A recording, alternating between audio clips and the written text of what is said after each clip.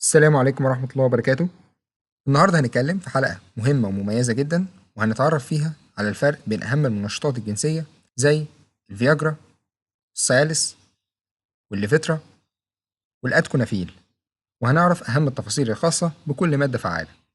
ويا ريت لو أنت لسه أول مرة تتفرج علينا متنساش تدعمنا وتدوس لايك وتعمل سبسكرايب للقناة وتفعل زر الجرس عشان توصلك الفيديوهات الجديدة أول ما تنزل على طول. هنبتدي أول حاجة بأقراص الفياجرا، ودي بتحتوي على مادة فعالة اسمها سيلدنافيل. والفياجرا بتنزل بتركيزين 50 مللي جرام و100 مللي جرام. ومادة السيلدنافيل بتشتغل عن طريق إنها بتوقف عمل إنزيم معين اسمه فوسفودايستريز 5، وده بدوره هيزود حاجة اسمها سايكليك جي ام بي، وده هيؤدي إلى ارتخاء الأوعية الدموية الموجودة في القضيب، وبكده هتسمح للدم إنه يوصل للقضيب في حالة الإثارة. وخد بالك إن الفياجرا في الأساس لا تعمل على الإثارة الجنسية للرجل، هي بتكون فعالة بس في حالة إن الرجل مثار جنسيا. خد بالك كمان إن مادة السيلدنافيل بتتأثر بالأكل، عشان كده لازم تتاخد قبل الأكل بنص ساعة على الأقل. وكمان عشان تدي أعلى تأثير ليها لازم تتاخد قبل العلاقة بساعة على الأقل، وبتفضل شغالة في الجسم لفترة ما بين 6 إلى 8 ساعات يوميا. طب إيه هي بقى الآثار الجانبية للفياجرا أو مادة السيلدنافيل؟ أول حاجة بيحصل انخفاض في ضغط الدم، لأنها بتكون مسؤولة عن توسيع الشرايين وبالتالي ممكن تسبب دوخة أو هبوط. تاني حاجة بيحصل احمرار في الوجه والشخص بيحس بحرارة في وشه. تالت حاجة وهو عدم وضوح الرؤية وحصول اضطرابات في الرؤية. كمان ممكن يحصل للشخص صداع، بالإضافة إلى إنه ممكن يحصل له احتقان وانسداد في الأنف. وآخر حاجة إنها ممكن تسبب غثيان وعسر في الهضم. وخد بالك إن الآثار الجانبية دي مش لازم كلها تظهر مع بعض، يعني ممكن تلاقي عرض أو اتنين أو ممكن ما تلاقيش أصلا. طب مين بقى المرضى الممنوعين من استخدام الفياجرا أو مادة السيلدنافيل؟ أكتر مرضى ممنوعين من استخدامها هم مرضى القلب والذبحة الصدرية، خصوصا كمان لو بيستخدموا مواد معينة. زي إيه؟ زي مثلا مادة النيتروجليسرين اللي بتكون موجودة مثلا في أدوية زي النيتروماك، أو مثلا مادة الأيزوزوربايد داي نايتريت اللي بتكون موجودة مثلا في دواء اسمه دينترا، أو كمان مادة الأيزوزوربايد مونو نايتريت اللي بتكون موجودة مثلا في دواء اسمه مونوماك. أي حد بيستخدم المواد دي ممنوع تماما إنه يستخدم المنشطات الجنسية، لأنها ممكن تسبب له مشاكل كتير على القلب. كمان في ملحوظة صغيرة حابب أنوه عنها، إنه لو الشخص بيستخدم أدوية للبروستاتا زي مثلا مادة البرازوسين اللي بتكون موجودة في أدوية زي الميني بريس، أو مثلا مادة الدوكسازوسين اللي بتكون موجودة في أدوية زي الكوردورا، أو مثلا مادة التيرازوسين اللي بتكون موجودة في أدوية زي التيرازين. فالشخص ده لازم ياخد باله إن الأدوية دي بتخفض ضغط الدم بنسبة كبيرة، وكمان المنشطات بتخفض ضغط الدم، عشان كده لازم ياخد باله دايما من ضغط الدم عنده لو هياخد المنشطات. طب إيه هي بقى جرعة الفياجرا؟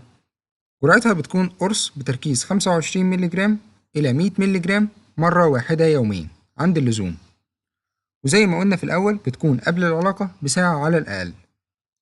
وخد بالك إن الفياجرا ليها بدايل بنفس المادة الفعالة، زي مثلا الفايركتا أقراص والإيريكا أقراص والسلدين أقراص وحاجات تانية كتيرة غيرهم. تاني حاجة معانا وهي أقراص السيالس، ودي بتحتوي على مادة فعالة اسمها تادالافيل، والسيالس بينزل بتركيز 20 مللي جرام. ومادة التادالافيل برضو بتشتغل عن طريق إنها بتوقف عمل إنزيم معين اسمه فوسفودايستريز 5، وده بدوره هيؤدي إلى زيادة حاجة اسمها سايكليك جي ام بي، وهيؤدي إلى ارتخاء الأوعية الدموية الموجودة في القضيب، وبكده هيسمح للدم بالوصول للقضيب في حالة الإثارة. وخد بالك إن مادة التادالافيل مش بتتأثر بالأكل، على عكس مادة السلدنافيل اللي بتتأثر بالأكل. بس خد بالك إن مادة التادالافيل بتحتاج على الأقل ساعتين عشان تبدأ تدي أعلى تأثير ليها، لكن ليها ميزة حلوة جدا، إنها بتفضل شغالة في الجسم لمدة 36 ساعة، يعني يوم ونص. طب إيه هي بقى الآثار الجانبية لمادة التادالافيل؟ تعتبر هي نفس الآثار الجانبية الخاصة بمادة السلدنافيل، لكن الفرق هنا إن التادالافيل ممكن يسبب ألم في مفصل الركبة أو ألم في أسفل الظهر، لأن مادة التادالافيل بتوقف أو بتعطل عمل إنزيم معين بيكون موجود في مفصل الركبة والظهر. لكن زي ما قلنا في الأول إن الآثار الجانبية ممكن ما تحصلش أصلا. طب مين بقى المرضى الممنوعين من استخدام السيالس أو التدلافيل؟ يعتبر هم نفس الناس الممنوعين من استخدام الفياجرا، وتحديدا مرضى القلب والذبحة الصدرية. لكن في بعض الحالات ممكن توصف المادة دي بجرعات قليلة، بس طبعا بوصف الطبيب المعالج. طب إيه هي بقى جرعة السيالس أو جرعة مادة التدلافيل؟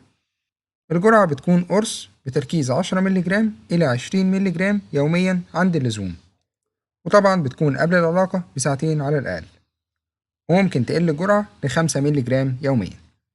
وخد بالك إن السيالس ليها بدايل بنفس المادة الفعالة، زي السايلونج أعراس والدايمون ريكتا أعراس والإريكتاليز أعراس وحاجات تانية كتيرة غيرهم.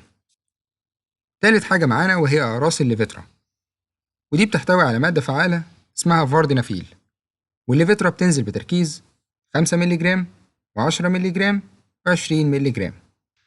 ومادة الفاردينافيل برضو بتشتغل عن طريق إنها بتوقف عمل إنزيم معين اسمه فوسفودايستريز 5 في العضلات الموجودة داخل القضيب، وده بدوره هيؤدي إلى زيادة السايكليك جي ام بي، وهيؤدي إلى ارتخاء الأوعية الدموية الموجودة في القضيب، وبكده هيسمح للدم بالوصول للقضيب في حالة الإثارة.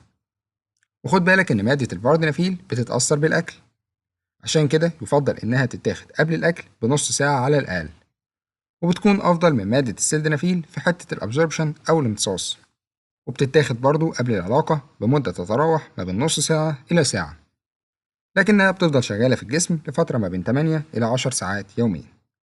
طب إيه هي بقى الآثار الجانبية لمادة الفاردينافيل؟ تعتبر برضو هي نفس الآثار الجانبية الخاصة بالفياجرا أو مادة السلدنافيل، وزي ما قلنا برضو إن الآثار الجانبية ممكن يحصل منها واحد أو اتنين، وممكن ما تحصلش أصلا. طب مين بقى المرضى الممنوعين من استخدام مادة الفاردينافيل؟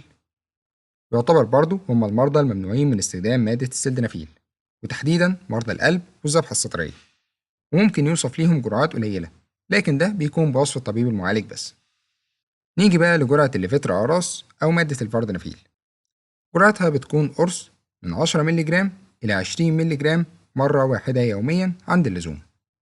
وخد بالك إن الليفترا ليها بدايل بنفس المادة الفعالة، زي مثلا الباوريكت أعراس والسولفيترا أعراس والفاردينو ديب أعراس.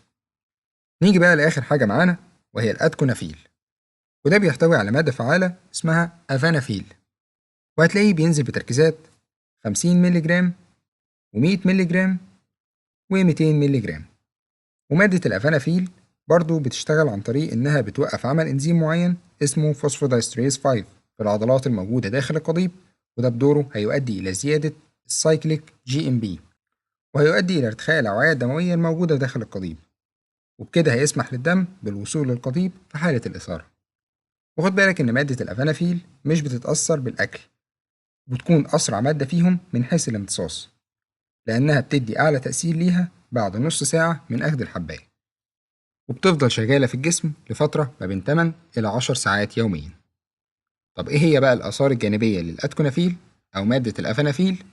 تعتبر هي نفس الآثار الجانبية للفياجرا أو مادة السلدنافيل، لكن زي ما قلنا برضو في الأول ممكن يحصل عرض أو اتنين، وممكن ما يحصلش حاجة أصلا.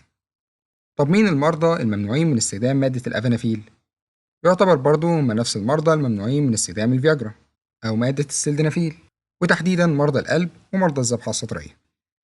نيجي بقى لجرعة الأدكونافيل، والجرعة بتكون قرص بتركيز 50 مللي جرام إلى 200 مللي جرام مرة واحدة يوميا عند اللزوم.